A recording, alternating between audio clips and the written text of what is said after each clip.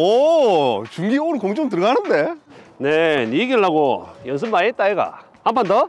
좋지? 가자. 자. 준기는 고등학교 동창으로 저랑은 둘도 없는 절친이었습니다. 근데 둘 다 농구를 참 못하네요.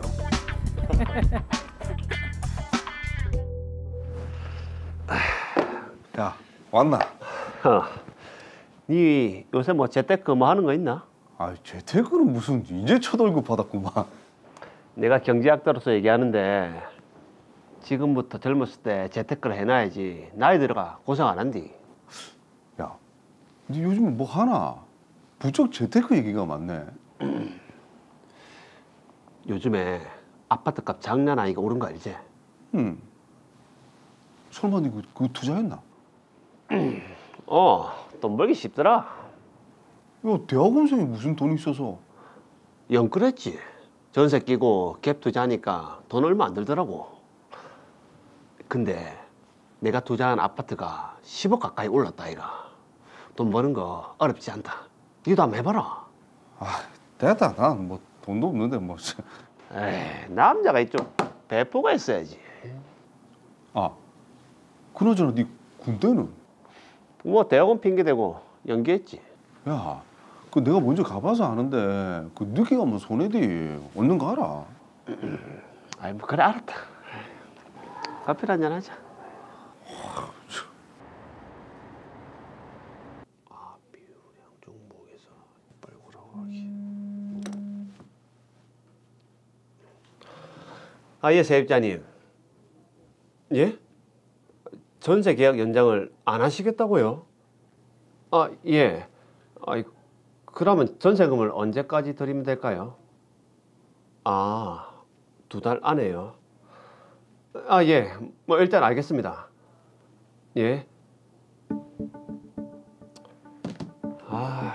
돈이 없는데 전세금을 어디서 구하지?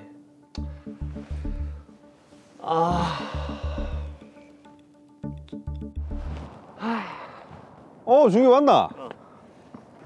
야, 니 왜 이렇게 힘들어 비노? 무슨 일 있나? 그 투자한 아파트 세입자가 나간다네.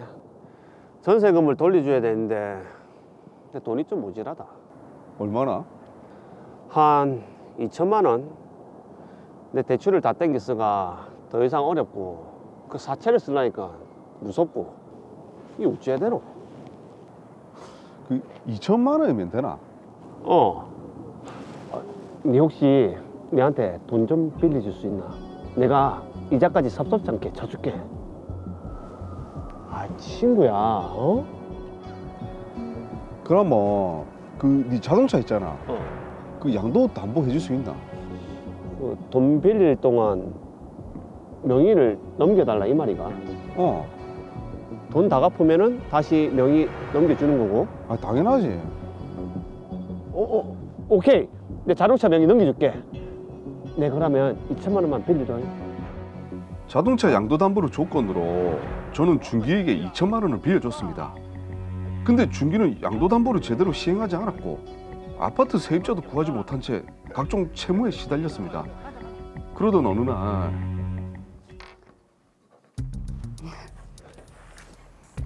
계약서 작성 끝났으니까 바로 입금해 드릴게요. 네. 무슨 계약이죠?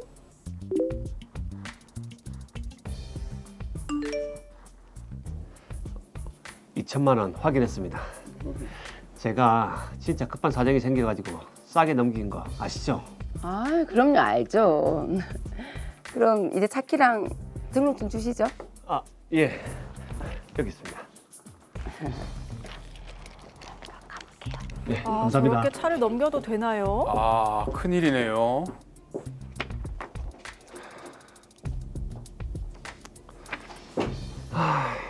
현수한테 미안하지만 일단 급한 불부터 끄고 보자. 그거는 농구장에 가서 얘기를 해줘야죠.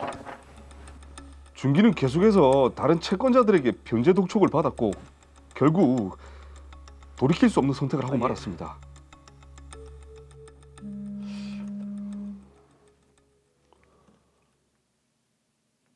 준기야, 네 요즘에 통화가 왜 이렇게 안 되노? 현수야, 내 해외 나간다. 해외? 갑자기 왜? 그 사채업자한테 시달리는 것도 너무 힘들고 군대도 가기 싫고 필리핀 가서 사업해가 내 성공해서 한국 돌아가려고. 니한테 빌린 돈은 내가 나중에 꼭 갚을게. 친구야, 미안하다. 뭐라고? 야, 네 이대로 가면 네 고소한다 알겠나? 여보세요?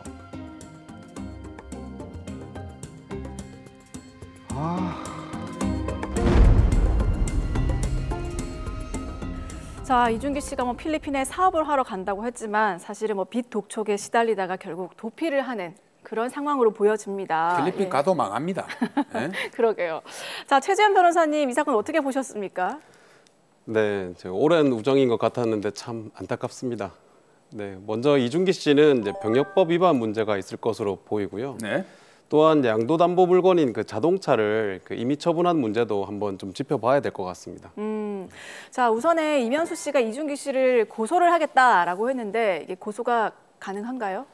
네, 이제 먼저 좀 정확하게 한번 짚고 넘어가야 될 부분이 있는데요. 네. 이제 고소가 아니라 고발은 가능할 것 같습니다. 일반적으로 고소와 고발을 혼용해서 사용하고 있기는 합니다. 그렇죠. 근데 이제 법률적으로 엄밀히 따지자면 이제 고소는 범죄 피해자나 이제 법률상 고소권을 가진 이제 고소권자가 그 수사기관에 범죄 사실을 신고하는 것을 의미하고요. 네. 고발은 고소권자나 범인이 아닌 제3자가 범죄 사실을 신고하는 것을 뜻합니다. 아니 그러면 임현수 씨가 고소권이 없다는 얘기인데 지금 범죄 피해자가 어떻게 고소권이 없을 수가 있어요? 그러게요. 네, 이제 먼저 이제 병역법부터 살펴보면 병역법 위반 범죄에 대해서는 임현수 씨는 피해자는 아니고요.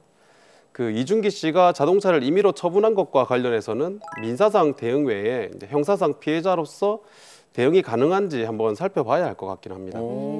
자, 지금 두 가지 부분을 짚어주셨는데요. 먼저 병역법 위반. 이거 정말 큰 범죄 아니겠습니까? 당연합니다. 자, 지금 이준기 씨는 대학원 진학 등을 이유로 병역 의무를 계속 미뤄왔는데 병역법 위반 적용이 당연히 가능하겠죠? 네, 이제 이준기 씨는 현재 병역 의무를 다하지 않은 상태인데요. 이럴 때 이제 해외로 떠나게 되면 국외 여행 허가를 받아야 하는 게 사실 원칙입니다. 네. 근데 병역법 제94조에서는 병역 의무를 기피할 목적으로 허가를 받지 않고 해외로 출국한 사람이나 또 해외에 체류하는 사람, 또 귀국 명령을 위반하고 귀국하지 않은 사람, 또 그리고 이제 정당한 사유 없이 허가된 기간에 귀국하지 않은 사람 등을 이제 처벌하게 되어 있습니다. 그리고 우리 대법원은 이러한 국외 여행 허가 의무 위반을 한 경우는 즉시범으로서 이제 처벌을 해야 된다라고 보고 있습니다. 즉시범이라고 하면은 이게 즉시 체포를 해서 국내로 뭐 송환한다 이런 뜻입니까? 네, 전체적으로 이제 그렇게 이해하실 수 있겠는데요. 네. 이제 구체적으로 정확히 살펴보면 즉시범이란 위반 행위 즉시 범죄가 완료된다 뭐 이런 의미입니다.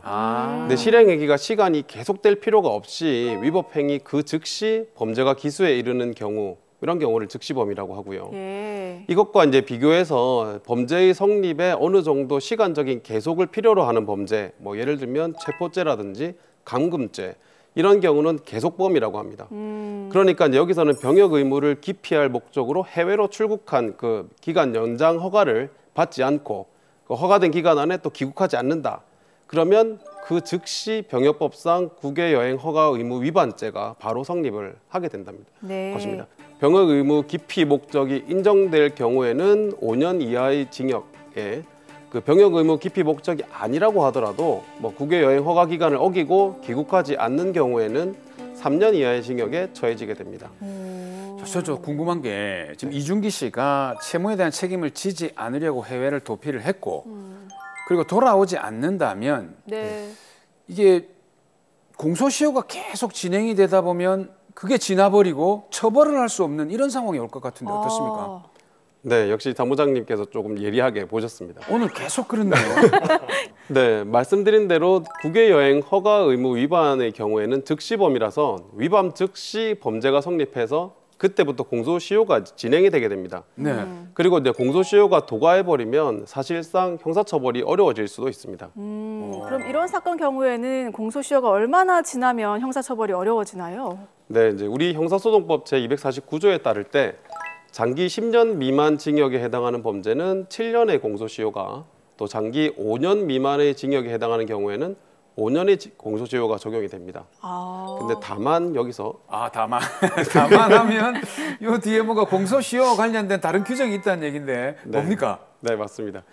네, 우리 형사소송법 제 이제 253조 제 3항에서는 범인이 형사처벌을 이제 면할 목적으로 국외에 있는 경우, 네. 그 기간 동안에는 이제 공소시효는 정지된다라고 규정을 하고 있습니다. 이제 물론 이제 즉시범이기 때문에 해외로 도주하거나 국외 여행 허가 기간을 위반한 즉시 그 국외 여행 허가 의무 위반죄가 성립을 하고 그때부터 공소시효가 적용된다고 볼 수 있는데요. 여기서 이준기 씨는 스스로 인정했듯이 군대도 가기 싫어서 해외로 나가는 목적이 있다라고 얘기를 했고요. 네.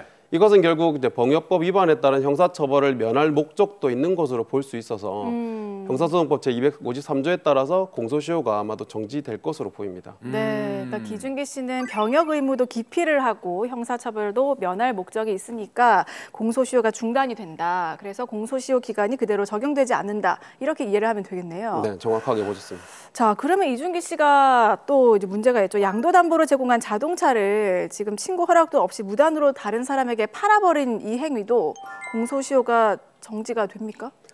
네, 이제 이준기 씨가 다른 사람들에게 대한 이제 채무를 좀 면탈하고 자동차를 무단으로 매도한 행위가 이제 범죄가 된다면 사실 그러한 범죄를 처벌받지 않을 목적으로 또 해외로 도주한 것이니까 공소시효가 정지될 수 있습니다. 자, 지금 매도하는 행위가 범죄가 된다면이라고 하는 거 보니까 제 느낌으로는 요 행위가 아마 배임죄에 해당하지 않을까라는 생각이 드는데 판사 같습니까? 사무장님은 계속해서 예리한 말씀을 주시고 계십니다. 배임죄 맞다. 네. 이준기 씨와 이면수 씨 사이에 이제 문제만 좀 두고 본다면 이준기 씨는 이면수 씨에게 돈을 빌리면서 자신의 자동차를 양도담보로 연기로 했으면서도 그 이면수 씨에게 자동차를 주지 않고 다른 사람에게 매도를 해버렸거든요. 그렇죠. 예. 이제 과거에는 이런 경우 배임죄로 보고 처벌을 했었습니다. 그런데 이제 최근 변경된 이 대법원 판례에서는 자동차 양도담보 설정 계약을 체결한 채무자가 채권자에게 소유권 이전 등록 의무를 이행하지 않은 채 제3자에게 임의로 처분한 경우 그 채무자가 양도담보 설정 계약에 따른 의무를 이행하는 것은 채무자 자신의 사무에 해당할 뿐이다라고 봐서 타인의 사무를 처리하는 것을 볼 수 없다고 판시했습니다. 결국 자동차 양도담보 설정 계약 의무를 위배한 것은 배임죄로 처벌할 수 없다고 판단한 거죠. 자, 그렇다면 이준기 씨는 배임죄가 성립이 안 되겠네요. 네, 좀 맞습니다. 안타깝지만 여기서는 이준기 씨가 양도담보를 설정한 자동차가 동산이고 최근 대법원 판례에 따른다면 배임죄로 처벌되기는 좀 어려울 것 같습니다. 자, 배임죄 성립이 어렵다면은 지금 어떤 죄로 그럼 고소를 해야 그 채무를 받아낼 수 있겠습니까? 이제 만약 이준기 씨가 처음부터 돈을 이제 갚지 않으려고 했거나 예. 이제 자동차 면밀을 넘겨줄 의사가 없이 이면수 씨를 속여가지고 돈을 편취한 것이라는 점을 입증할 수 있다면 사기죄로 고소하는 것은 가능할 것 같습니다. 그래서 이제 해외로 이제 도주한 이준기 씨에 대한 신병 확보가 된다면 그 다음 단계로 이제 민사적 대응을 진행하실 수도 있을 것 같긴 합니다. 예. 근데 뭐 사기죄로 고소를 한다는 게 말씀하셨지만 입증 자료를 충분히 갖춰야 되는데 이게 쉽지 않은 일이지 않습니까? 맞습니다. 이제 이런 입증과 관련해서는 돈을 빌려줄 당시에 이준기 씨가 채무 초과 상태였다는 점, 그리고 이제 처음부터 기망의 여지가 좀 있었다는 것을 입증을 해야 되고 그런 것들이 입증이 된다면 사기죄로 고소는 가능할 것 같습니다. 자, 친구에게 참 배신당한 상처와 또 돈을 돌려받아야 하는 복잡한 상황에 놓인 이면수 씨인데 변호사님께서 한 말씀 또 해주시죠. 네, 이면수 씨, 믿고 의지했던 오랜 친구와 이제 금전 문제가 생겨서 이제 많은 고충을 겪고 계실 것 같습니다. 말씀드린 대로 이제 사기죄 고소와 같은 형사처벌과는 별개로 지급명령 신청 등을 통해서 민사적으로 채권을 분명하게 확보해둘 필요도 있어 보입니다. 그리고 더 구체적인 대응 방안이나 이제 채권 확보 방법에 필요할 수 있으니까 반드시 법률 전문가와 상의하셨으면 합니다.